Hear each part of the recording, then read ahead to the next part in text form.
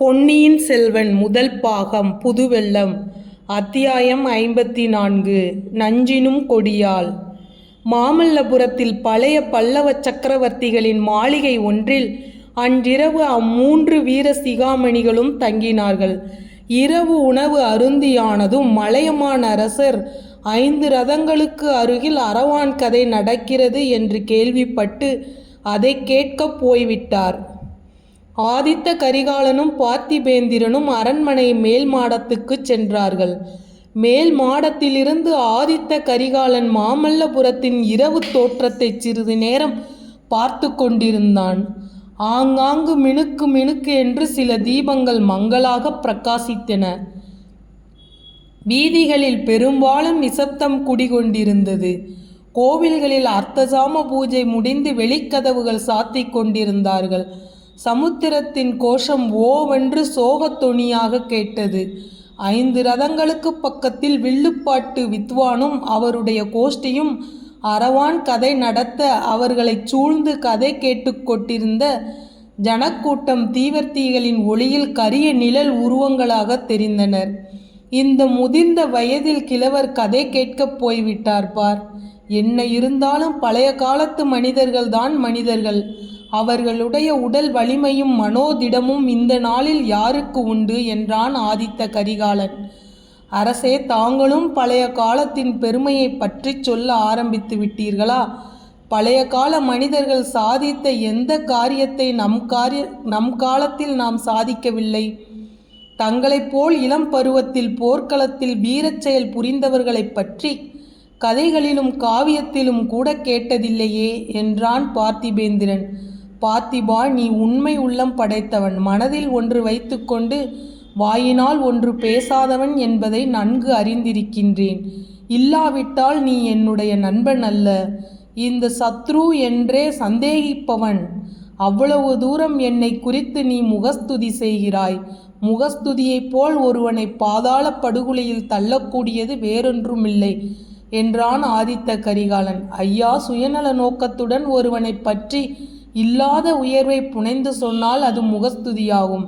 தஞ்சாவூரில் பழுவேட்டரையர்களின் அடிமையாக இருக்கிறானே மதுராந்தகன், அவனிடம் சென்று நீ வீராதி வீரன் என்று நான் புகழ்ந்தால் அது முகஸ்துதி. அப்படி நான் எப்போதாவது செய்ததாக தெரிந்தால் என்னை உடனே தங்கள் கையிலுள்ள வாளினால் கொன்று விடுங்கள். தங்களை பற்றி நான் சொன்னதில் ஒரு வார்த்தை கூட அதிகம் இல்லையே. பழைய காலத்தில் எந்த வீரன் இவ்வளவு இளம் வயதில் இத்தனை பெரிய காரியங்களை சாதித்திருக்கிறான்? தங்கள் பெரிய பாட்டனாராகிய யானை மேல் துஞ்சின ராஜாதித்யரை ஒருவேளை தங்களுக்கு சமமாக வேணுமானால் சொல்லலாம். தங்களை விட அதிகம் என்று அவரையும் சொல்ல முடியாது. நிறுத்து பார்த்திபா, நிறுத்து. ராஜாதித்யர் எங்கே, நான் எங்கே? மகா சமுத்திரம் போல் பொங்கி வந்த ராஷ்டிரகூடர்களின் மாபெரும் சைன்யத்தை ஒரு சின்னஞ்சிறு படையை வைத்துக்கொண்டு எதிர்த்து நிர்மூலமாக்கி வீர சொர்க்கம் அடைந்த ராஜாதித்யரை பற்றி பேசுவதற்கே நாம் தகுதியற்றவர்கள். அவருடன் நம்மை ஒப்பிட்டு கொள்ளுவதா? சோழ குலம் இருக்கட்டும், நீ பிறந்த பல்லவ குலத்தில் முற்காலத்தில் எப்பேற்பட்ட மகாபுருஷர்கள் இருந்தார்கள்? மகேந்திரவர்மனையும் மாமல்லரையும் இனி இந்த நாட்டில் எப்போதாவது காணப்போகிறோமா? தெற்கே துங்கபத்திரையில் இருந்து வடக்கே நர்மதை வரையில் ஒரு குடை நிழலில் ஆண்ட புலிகேசியை வென்று வாதாபியை அழித்து ஜெயஸ்தம்பம் நாட்டிய நரசிம்மவர்மர் எங்கே? நீயும் நானும் எங்கே? இந்த மாமல்லபுரத்தை போல் ஒரு சொப்பனபுரியை நம்முடைய காலத்திலோ நமக்கு பிற்காலத்திலோ யாராவது சிருஷ்டி செய்ய முடியுமா? அடடா, ஒரு தடவை 4 புறமும் நன்றாய் பார்த்திபா. அதோ வில்லுப்பாட்டு நடக்கின்றதே, அங்கே உற்றுப்பார். அம்மாதிரி கற்பாறைகளை குடைந்த அற்புத ரதங்களின் வடிவங்களிலே அமைத்தவர்கள் சாதாரண மனிதர்களா? 350 ஆண்டுகளுக்கு முன்பு இந்த மாமல்லபுரம் எத்தகைய கோலாகலமான காட்சி அளித்திருக்க வேண்டுமென்று நினைக்கும் போதே எனக்கு உடம்பு சிலிர்க்கின்றது. உனக்கு அத்தகைய உணர்ச்சி உண்டாகவில்லையா? உன் முன்னோர்களை பற்றி எண்ணும் போது உன் தோள்கள் பூரிக்கவில்லையா? அரசே, சற்று முன்பு தங்களை முகஸ்துதி செய்வதாக சொன்னீர்களே, சில சமயம் தங்களிடம் உள்ள குறைகளையும் நான் எடுத்துச் சொல்வதுண்டு என்பதை மறந்துவிட்டீர்கள். சிற்பம், சித்திரம், கலை என்று வாழ்நாளை வீணாக அடிக்கும் பைத்தியம் தங்களையும் பிடித்து கொண்டிருக்கிறது. இந்த பைத்தியம் பிடித்ததினாலேதான் என் முன்னோர்கள் அடைந்த வெற்றியெல்லாம் வீணாக ஆயிற்று. வாதாபிக்கு சென்று ஜெயஸ்தம்பம் நாட்டிவிட்டு மாமல்லர் திரும்பி வந்தாரே, பிறகு என்ன செய்தார்? கற்களை செதுக்கிக் கொண்டும் பாறைகளை குடைந்து கொண்டும் உட்கார்ந்திருந்தார். அதன் பலன் என்ன? சில காலத்துக்கெல்லாம் மறுபடியும் சளுக்கர்கள் தலை தோங்கினார்கள். பெரும் படையுடன் மீண்டும் பழிவாங்குவதற்கு வந்தார்கள். காஞ்சியையும் உறையூரையும் அழித்தார்கள். மதுரை வரையில் சென்றார்கள். நெடுமாற பாண்டியன் மட்டும் நெல்வேலியில் சளுக்கர் படையை தடுத்து நிறுத்தி தோற்கடித்திராவிடில் இன்று வரை இத்தென்னாடு முழுவதும் சளுக்கர் ஆட்சியில் இருந்திருக்கும் அல்லவா? இல்லை பார்த்திபா, இல்லை. உலகில் எந்த அரச குலமும் என்றென்றைக்கும் நீடித்திருந்ததாக நாம் கேள்விப்பட்டதில்லை. ராமர் பிறந்த இஷவாகு குலத்துக்கும் ஒரு முடிவு ஏற்பட்டது. சளுக்கர்களை வீழ்த்த இரட்டை மண்டலத்தார் தோன்றினார்கள். ராஜ்யங்களில் சில சமயம் உன்னத நிலைமை அடைவதும் சில சமயம் தாழ்ச்சி உறுவதும் இயல்பு. சில ராஜ்யங்கள் சில காலம் எவ்வளவோ உன்னதமாக இருந்துவிட்டு இருந்த இடம் தெரியாமல் போய்விடுகின்றன. என்னுடைய முன்னோர்களையே பார். கரிகால் வளவன், கிள்ளி வளவன் முதலிய சோழ மன்னர்கள் எவ்வளவோ சீரும் சிறப்புமாய் இருந்தார்கள். அவர்களையெல்லாம் பற்றி இப்போது நமக்கு என்ன தெரிந்திருக்கிறது?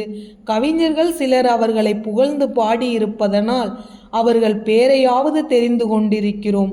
கவி பாடிய பாணர்கள் உண்மையைத்தான் பாடினார்களோ அல்லது நன்றாக மதுபானம் செய்துவிட்டு மனம் போன போக்கில் பாடினார்களோ நமக்கு தெரியாது. ஆனால் மகேந்திர பல்லரும் மாமல்லரும் இந்த சிற்பர் புரியை சிருஷ்டித்தார்களே, இது ஆயிரம் ஆண்டு காலம் அவர்களுடைய பெருமையை உலகத்துக்கு உணர்த்தி கொண்டிருக்கும். அவர்கள் செய்த காரியத்துக்கு ஈடாக நீயும் நானும் என்ன செய்திருக்கிறோம்? போர்க்களத்திலே பல்லாயிரம் மனிதர்களை கொன்று குவித்திருக்கிறோம். இரத்த வெள்ளம் ஓடச் செய்திருக்கிறோம். உலகில் நம் பெயரை நிலைநிறுத்த வேறு என்ன செய்திருக்கிறோம்? இதை கேட்ட பார்த்திபேந்திரன் இவ்விதம் பேசுவது ஆதித்த கரிகாலன்தானா என்று ஐயுறும் பாவனையுடன் சிறிது நேரம் திகைத்திருந்தான். பிறகு ஒரு பெருமூச்சு விட்டு, அரசே, போரையும் வீரத்தையும் குறித்து தாங்களே இவ்விதம் பேசுவது என்றால் நான் என்ன சொல்வதற்கு இருக்கிறது? தங்களுடைய மனம் இன்று சரியான நிலையில் இல்லை. ஆகையினாலேயே இப்படி பேசுகிறீர்கள். ஐயா, தங்கள் மனத்திலுள்ள வேதனை இன்னது என்பதை எனக்கு சொல்லலாகாதா? தங்களுடைய வைர நெஞ்சத்தை சிறிது திறந்து காட்டக்கூடாதா என்று ஆவலோடு கேட்டான். பார்த்திபா, என் நெஞ்சை பிளந்து காட்டினேனாயின் அதற்குள்ளே என்ன இருக்கும்? எவர் இருப்பர் என்று நினைக்கின்றாய்? அதைத்தான் தெரிந்து கொள்ள விரும்புகிறேன் சுவாமி. என்னை பெற்ற தாயும் தந்தையும் இருக்க மாட்டார்கள். என் உயிரினும் இனிய தம்பியும் தங்கையும் இருக்க மாட்டார்கள். என் உயிருக்கு உயிராகிய நண்பர்களாகிய நீயும் வந்தியத்தேவனும் இருக்க மாட்டீர்கள். வஞ்சகமே வடிவான ஒரு பெண் அதில் இருப்பாள். பாவமே உருவமான பழுவூர் இளையராணி அதில் இருப்பாள். நஞ்சினும் கொடியவளான நந்தினி என் நெஞ்சத்துக்குள்ளே இருந்து என்னை படுத்தி வைக்கும் பாட்டை இன்று வரை வாயை திறந்து யாரிடமும் சொன்னதில்லை. உன்னிடம்தான் இன்று சொன்னேன் என்று ஆதித்த கரிகாலன் கூறிய வார்த்தைகளில் தணலின் ஜுவாலை வீசிற்று. அரசே, அதை ஒருவாறு நான் ஊகித்தேன். பழுவூர் இளையராணியின் பேச்சு வரும்போதெல்லாம் தங்கள் முகம் கருத்து, கண்கள் சிவந்து சொல்ல முடியாத மனவேதனையை வெளியிட்டதை அறிந்து கொண்டேன். ஆனால் இந்த தகுதியில்லா மோகம் எப்படி தங்கள் நெஞ்சில் இடம்பெற்றது? அந்நிய பெண்களையெல்லாம் அன்னை எனக் கருதும் மரபில் தந்தவர் தாங்களாயிற்றே. பழுவேட்டரையர் தங்கள் குலத்துக்கு நெடுங்கால உறவினர், பிராயம் முதிர்ந்தவர். இன்றைக்கு அவர்கள் நமக்கு பகைவர்களானாலும் முன்னால் அப்படி இல்லையே. தங்கள் தந்தையையும் பாட்டனாரையும் அவரை எவ்வளவு மதித்து மரியாதை செய்தார்கள். அப்படிப்பட்டவர் அக்கினி சாட்சியாக மணந்து கொண்ட பெண்ணை அவள் எவ்வளவுதான் கெட்டவளானாலும் தங்கள் மனத்தில் கருதலாமா? கூடாது பார்த்திபா, கூடாது. அது எனக்கு தெரியாதா என்று நினைக்கிறாய்? தெரிந்திருப்பதினாலே தான் இந்த மனவேதனை. அவள் பழுவேட்டையரை மணந்த பிறகு என் நெஞ்சில் இடம்பெறவில்லை. அதற்கு வெகுகாலம் முன்பே என் உள்ளத்தில் அவளுடைய மோக விஷம் ஏறிவிட்டது. அதை களைந்தெறிய எவ்வளவோ முயன்றும் முடியவில்லை. குற்றம் எல்லாம் அவள் பேரில் என்று தோன்றும்படி நான் பேசுகிறேன். குற்றம் யாருடையது என்பதை கடவுளே அறிவார். பார்க்கப் போனால் பாவம் பழியெல்லாம் எங்களை படைத்த கடவுள் தலையிலே விழ வேண்டும், அல்லது எங்களை சந்திக்க பண்ணி பின்னர் பிரித்து வைத்த விதியின் பேரிலே குற்றம் சொல்ல வேண்டும். அரசே, நந்தினி பழுவூர் ராணியாவதற்கு முன்னால் தங்களை சந்தித்ததுண்டா? எங்கே, எப்போது, எப்படி சந்தித்தீர்கள்? அது பெரிய கதை. இன்றைக்கு அதை கேட்க விரும்புகிறாயா? கட்டாயம் கேட்க விரும்புகிறேன். அதை தெரிந்து கொள்ளாவிட்டால் எனக்கு மன நிம்மதி இராது. நாளைக்கு இலங்கை போகச் சொல்கிறீர்களே, அங்கே சென்று என் கடமையை சரிவரச் செய்ய முடியாது. நிலைமை இன்னதென்பதை தெரிந்து கொண்டு தங்களுக்கு ஆறுதல் சொல்லிவிட்டு போனால்தான் என் உள்ளம் ஒருவாறு நிம்மதியடையும். நண்பா, எனக்கு ஆறுதல் சொல்லப் போகிறாயா? இந்த ஜென்மத்தில் எனக்கு ஆறுதல் என்பதே கிடையாது. அடுத்த பிறவியில் உண்டா என்பதும் சந்தேகம்தான்.